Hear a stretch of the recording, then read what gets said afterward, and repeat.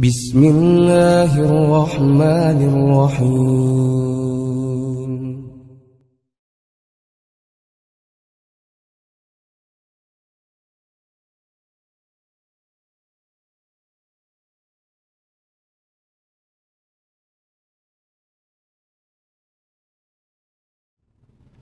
Alhamdulillah nahmaduhu wa nasta'inuhu wa nastaghfiruh wa na'udzu billahi min syururi anfusina wa sayyiati a'malina may yahdihillahu fala mudilla lahu wa man yudlil fala hadiyalah.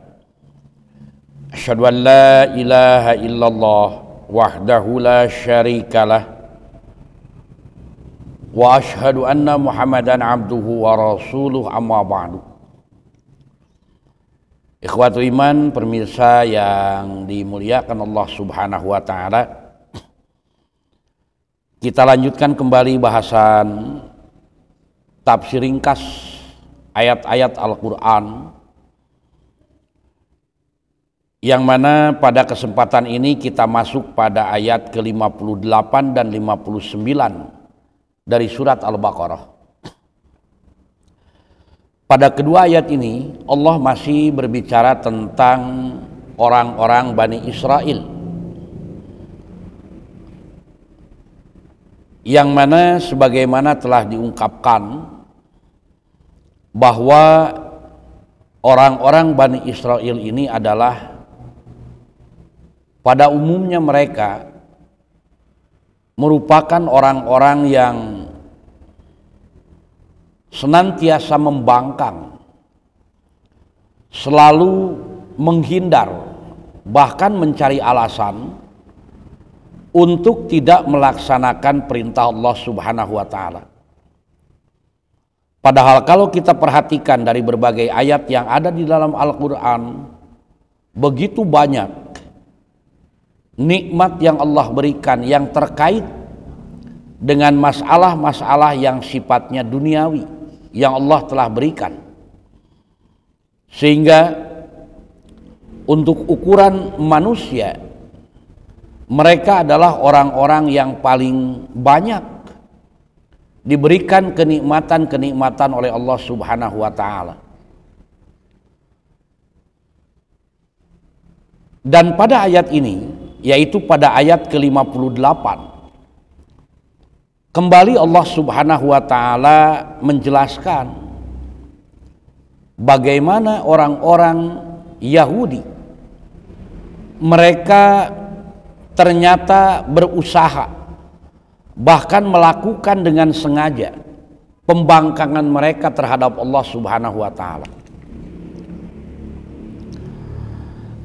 Setelah mereka terasing dari tempat asalnya, maka orang-orang Bani Israel diberikan anugerah oleh Allah Subhanahu wa taala, yaitu setelah tersesat menurut pendapat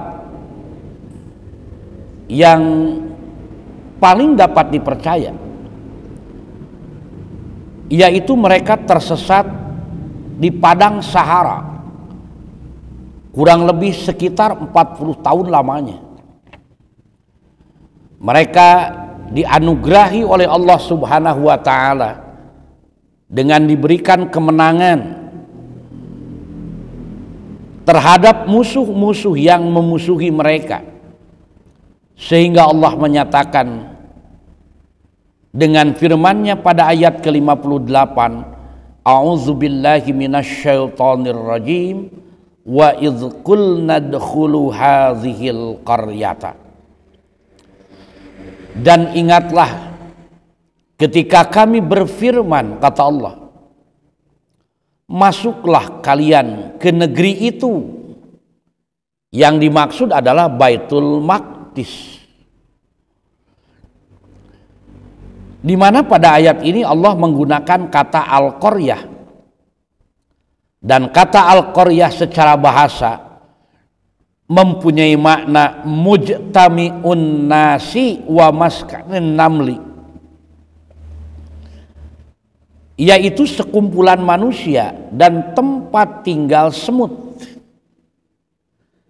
Summa golabas ti'mal'a fil biladis shaghirah, yang kemudian istilah qaryah ini dipakai untuk pengertian kota kecil, dan kota kecil yang dimaksud di sini adalah Baitul Maqdis.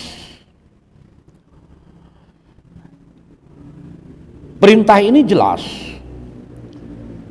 merupakan anugerah yang Allah Subhanahu wa taala berikan setelah mereka mendapatkan kesulitan.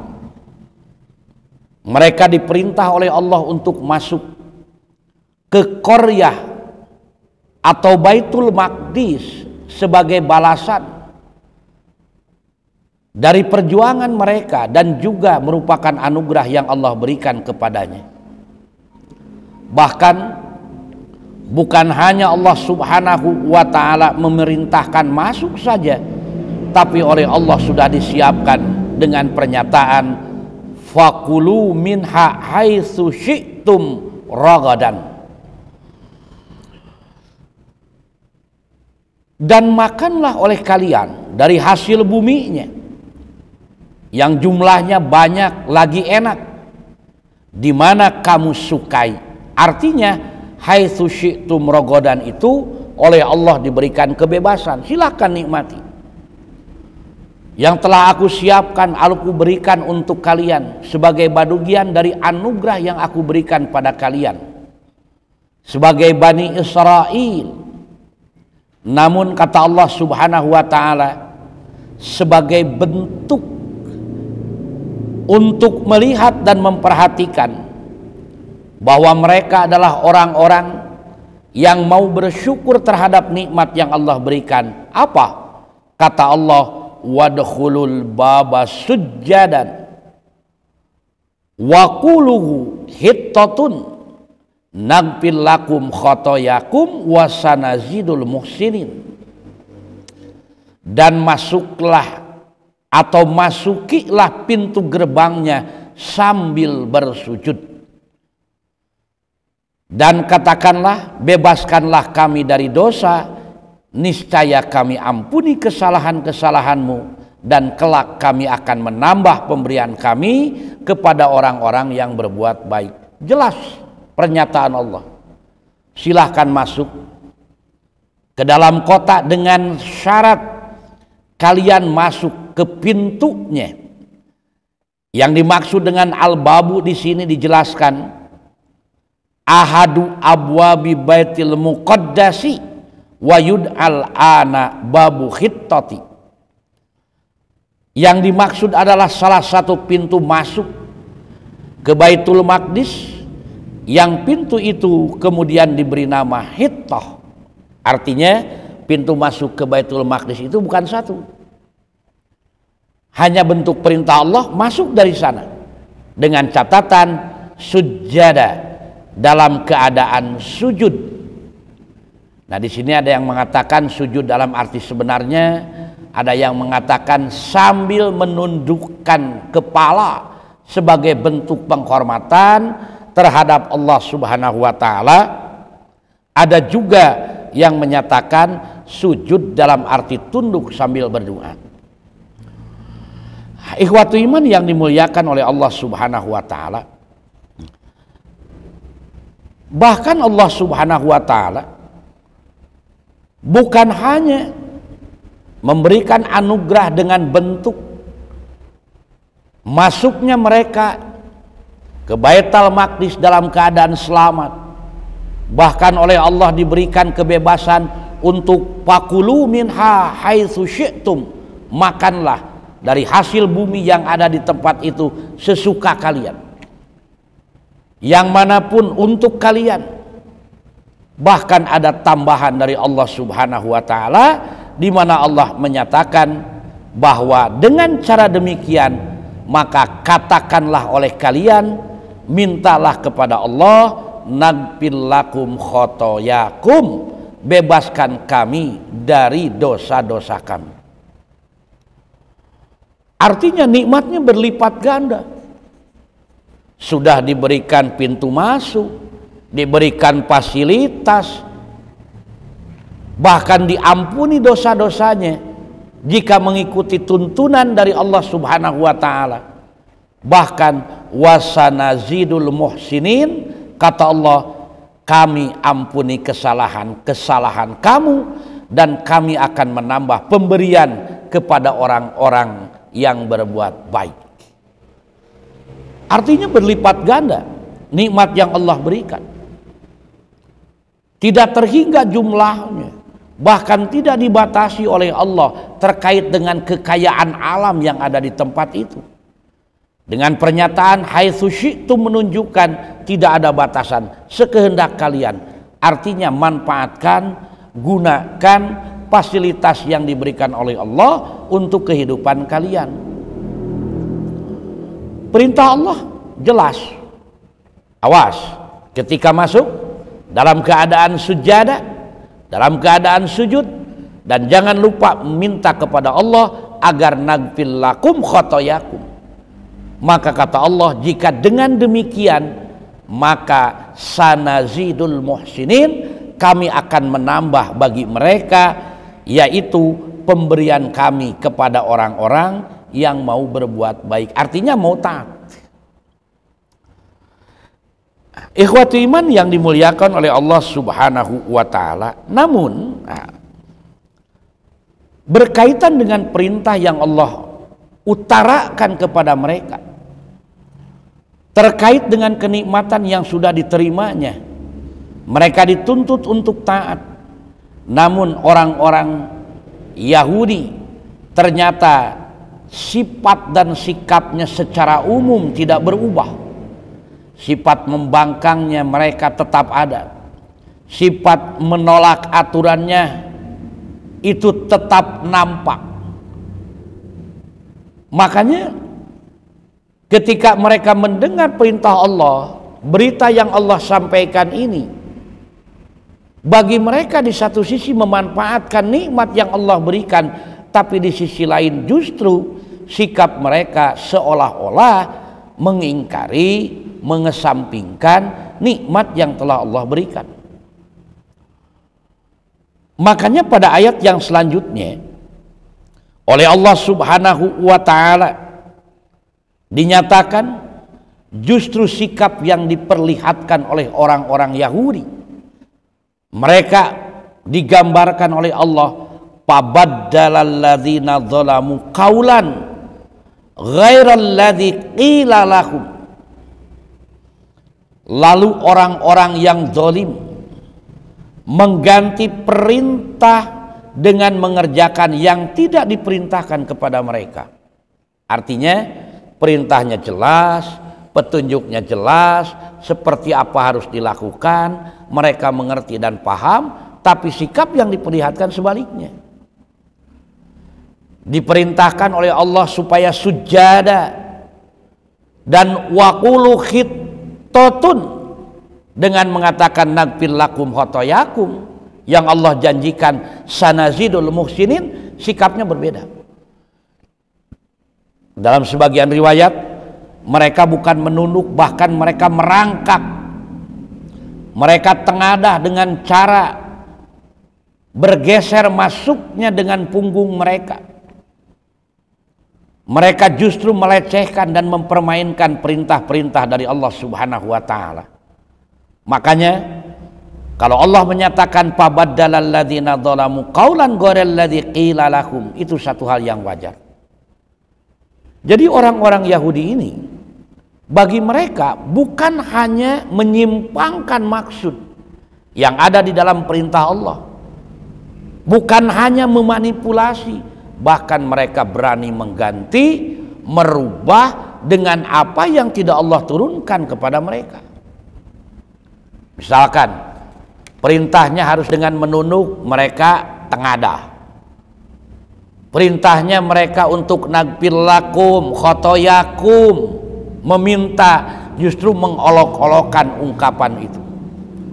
Padahal Allah menjanjikan wasanazidul muhsinin, kami akan menambah pemberian kami kepada orang yang berbuat baik. Ternyata karakter Yahudi tetap muncul. Mereka melakukan perbuatan-perbuatan, perkara-perkara yang justru tidak diperintahkan, bahkan itu adalah sesuatu yang terlarang dilakukan oleh seseorang. Jadi kalau melihat orang-orang Yahudi, baik yang dulu dengan sekarang, sikap dan sifatnya tidak berubah. Yang berubah hanya penampilan saja, hanya cara saja. Jadi kalau mereka kemudian mengungkapkan perkara-perkara yang dusta, itu bukan satu hal yang aneh. Bukankah pada pertemuan dulu dinyatakan bahwa orang-orang Yahudi itu adalah kaumun buktun, kaum pendusta, yang mereka berani untuk memberitahukan, mengabarkan perkara-perkara yang tidak sebenarnya terjadi, mereka memutarbalikkan fakta yang sebenarnya. Bahkan mereka dengan tidak segan-segan mengganti keterangan-keterangan yang sudah tertera dalam kitab suci yang Allah turunkan kepada mereka, yaitu di dalam Taurat. Nah, oleh karena itu, ikhwatu iman yang dimuliakan oleh Allah Subhanahu wa ta'ala, berkaitan dengan sikap dan perilaku mereka yang seperti itu, maka Allah Subhanahu wa ta'ala menyatakan, fa'anzalna 'alal ladzina zalamu rijzan minas samai bima kanu yafsukun. Oleh sebab itu kami timpakan atas orang-orang yang dolim itu siksa dari langit, karena mereka telah berbuat fasik. Di mana kita tahu bahwa jika orang melanggar aturan termasuk kategori dolim, dalam arti mereka mengingkari sesuatu yang sudah mereka ketahui. Mereka tahu harus seperti apa, tapi berbuat bertolak belakang, itu dolim. Melakukan sesuatu tidak sesuai dengan seharusnya, itu dolim. Dan perilaku seperti itu dalam bahasa Al-Quran disebut dengan sebutan fasik, yaitu melanggar aturan. Di mana orang fasik itu tahu aturan tapi dilanggar, tahu ketentuan tapi tidak ditaati, justru dikhianati. Itu orang-orang yang fasik. Nah, hanya tentu saja ikhwatu iman yang dimuliakan Allah, yang dimaksud oleh Allah dalam ungkapan fa'anzala 'alal ladzina dzalamu rijzan minas sama itu yang mana?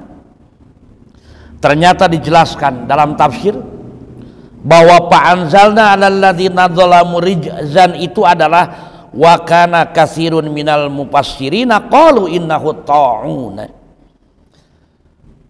Para ulama umumnya, yaitu para ulama tafsir, menyatakan bahwa azab itu yang disebut dengan ta'un, yaitu wabah penyakit, yang tentu saja wabah itu tidak hanya menimpa kepada orang-orang yang membuat kezaliman secara langsung, tapi juga akan berakibat kepada orang-orang yang ada di sekelilingnya yang mereka tidak melakukan kezaliman tapi masih terkena dengan imbasnya. Jadi jangan dikira ketika yang berbuat dolim itu adalah kelompok A, kelompok B tidak akan tertimpa dengan akibatnya. Sebab dengan sebab kedoliman seseorang Allah menurunkan azabnya, menurunkan peringatan dengan cara menurunkan azabnya. Itu tidak mustahil orang yang ada di sekelilingnya yang tidak berbuat kedoliman itu pun akan terkena. Jangan-jangan sesuatu yang tengah terjadi dan teralami pada saat sekarang itu adalah diantaranya akibat dari perbuatan mereka. Itu tidak mustahil, sekalipun kita tidak memastikan. Di mana yang berbuat adalah orang-orang yang zalim akan aturan Allah, di mana yang melakukan adalah mereka orang-orang yang sengaja merubah, mengganti aturan dan ketentuan Allah, maka Allah menurunkan azabnya yang ternyata orang-orang yang tidak berbuat, mereka mendapatkan akibat dengan sebab perbuatan mereka. Namun tentu saja jangan khawatir, ketika orang-orang yang mereka berbuat dengan orang yang tidak berbuat sama-sama terkena akibat diturunkannya azab oleh Allah, maka akibatnya yang akan berbeda. Bagi orang-orang yang berbuat dolim itu adalah azab, tapi bagi orang-orang yang terkena imbas tidak melakukan perbuatan itu bagi mereka adalah ujian. Makanya tinggal bagaimana kita menghadapinya. Kalau kita menghadapi tidak dengan dasar keimanan, maka tentu saja merupakan satu kerugian. Oleh karenanya, dalam kondisi seperti ini, ayat ini mengingatkan kepada kita bahwa azab atau akibat dari perbuatan zalim mereka, Allah menurunkan azab, tidak mustahil kita terkena imbasnya, sehingga bagi kita diperlukan kehati-hatian dalam bertindak agar apa? Agar akibat dari hal itu menjadi sesuatu yang manis bagi kita dalam arti pahala yang Allah berikan. Sebab tidak sedikit orang yang pada saat sekarang dalam kondisi pandemi COVID-19 ini, pada saat ada orang yang terkena COVID, mereka mengatakan bahwa kematiannya disebabkan karena COVID, padahal bukan sama sekali. Meninggal, wafat seseorang itu sudah ketentuan dari Allah, hanya dohirnya terkena dengan COVID-19. Kenapa? Sebab mulai orang bergeser, kematian itu karena COVID, bukan karena takdir. Sehingga tidak mustahil menjadi satu kemusyrikan yang tanpa terasa. Makanya diperlukan kehati-hatian bagi kita, jangan sampai kita terkecoh dengan keadaan sehingga kita termasuk kepada orang-orang yang dinyatakan oleh Allah dalam ungkapan tadi, apa? Yaitu orang-orang yang fasikun, orang-orang yang fasik. Kalau memang karena disebabkan yang tengah terjadi mewabah pada saat ini, kematian seseorang itu, tentu saja setiap orang yang terkena COVID pasti meninggal. Tapi tidak sedikit, justru lebih banyak orang yang sembuh ketimbang orang yang mengalami al-mautu dengan kondisi sekarang. Menunjukkan bahwa mati dan hidupnya seseorang sudah ada ketentuan dari Allah Subhanahu wa ta'ala. Hanya yang jelas dari dua ayat ini Allah menggambarkan, pertama, nikmat Allah tidak pernah berhenti diberikan pada umatnya yang mau tunduk dan taat. Dan di sisi lainnya Allah mengingatkan, ternyata masih banyak orang yang Allah berikan nikmat tapi tetap melakukan kezoliman. Ini yang harus kita waspadai dalam kondisi seperti sekarang. Mudah-mudahan sedikit yang disampaikan jadi bahan renungan dan bermanfaat bagi kita masing-masing. Aqulu qauli hada wa astagfirullah li wa lakum. Assalamualaikum warahmatullahi wabarakatuh.